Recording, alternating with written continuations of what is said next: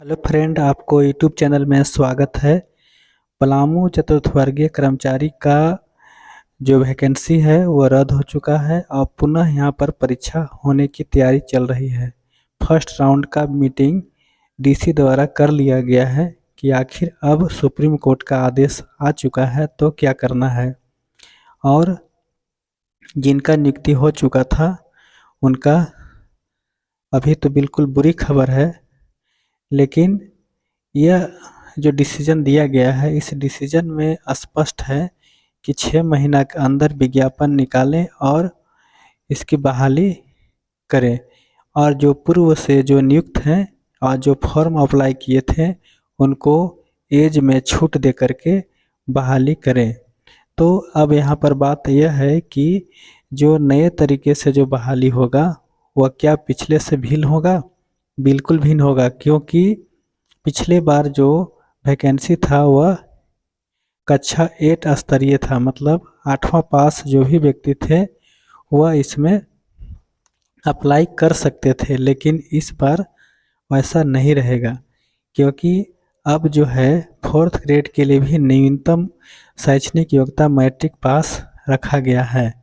तो अब जो भी मैट्रिक पास होंगे वही इसमें फॉर्म अप्लाई कर सकते हैं। इसमें हो सकता है कि डिसीजन अपना स्वविवेक से आपको पहले जो 8 वर्ग पास करके जो इसमें अप्लाई किए थे वैसे लोगों को मौका दे सकते हैं। लेकिन इस बार का जो सिलेबस होगा पिछले सिलेबस से बिल्कुल अलग होगा, क्योंकि पिछले बार का जो सिलेबस था वह 8 क्लास स्तरीय था, मतलब जो भी क्वेश्चन आए हुए थे कक्षा 6, 7, 8 से ही आए हुए थे। लेवल मतलब बहुत ज़्यादा हाई नहीं थी, लेकिन इस बार का लेवल पिछले परीक्षा से बिल्कुल अलग होगा। इस बार जो परीक्षा का जो स्तर होगा, गणित का स्तर आपको 8, 9 और 10 कक्षा के स्तरीय होगा। मतलब कक्षा 8 और 9, 10 का जो गणित की तैयारी कर लेंगे उनके लिए यह परीक्षा बिल्कुल आसान हो जाएगा। अब देखिए विज्ञान की बात है तो विज्ञान का भी जस्ट वही स्थिति है। विज्ञान में कक्षा 8, 9, 10 अगर जो तैयारी कर लेंगे उनके लिए परीक्षा बिल्कुल आसान हो जाएगा। अब देखिए सामाजिक विज्ञान का हम कक्षा 6, 7, 8 क्यों रखे हैं?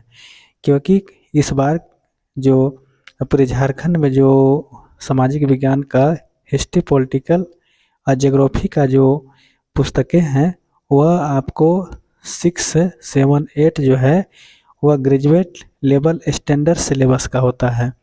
क्योंकि सिलेबस जो है, क्योंकि सब प्राचीन, मध्यकालीन और आधुनिक ये तीनों हिस्ट्री जो है आपको ग्रेजुएट के सिलेबस से मिलता है। भले इसका जो रूप दिया हुआ है संक्षिप्त रूप दिया हुआ है, तो आप सामाजिक विज्ञान में ज़्यादा तो नहीं लेकिन 6ठा, 7वां, 8वां तक के अगर आप पढ़ लेते हैं तो आपका सामाजिक विज्ञान का सिलेबस पूर्ण रूप से हो जाएगा।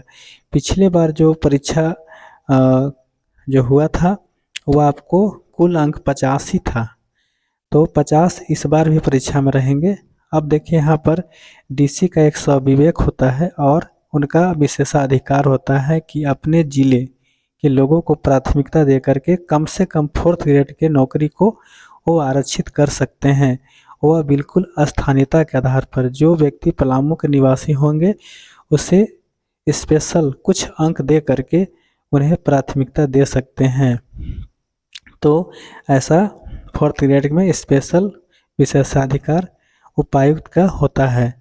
तो पिछले बार जितने भी बहाली हुआ है ये सभी 4th ग्रेड बहाली में इसी तरह से हुई है, क्योंकि उसमें जो भी बहाली में जो 4th ग्रेड के जो बहाली अभी तक कर्मचारी हुए हैं उनको अपने जिला के स्थानीयता का फायदा मिला है।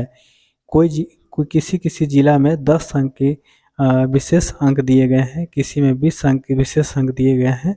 अब देखना है कि भविष्य में पलामू जिला जो नई बहाली होगी उसमें कितने अंक पलामू के निवासियों को देंगे और बाकी अलग जिले वालों को क्या रूल रहेगा। तो इस तरह से आपको विज्ञापन बहुत जल्द निकलने वाला है। लेकिन एक दूसरी खबर ये भी है कि जिस व्यक्ति का नौकरी हो चुका था और उनकी बर्खास्ती हुआ है, वह रिव्यू पटिशन के लिए सुप्रीम कोर्ट पहुंच चुके हैं। हालांकि उनका रिट दायर अभी नहीं हुआ है। वे अपने प्रयास कर रहे हैं कि सुप्रीम कोर्ट हमारा रिव्यू पटिशन को एक्सेप्ट कर ले। आप सही न्यूज प्राप्त करने के लिए और सही नोटिफिकेशन प्राप्त करने के लिए मेरे चैनल को आप सब्सक्राइब कर लें, ताकि सबसे पहले आपको नोटिफिकेशन प्राप्त हो जाए।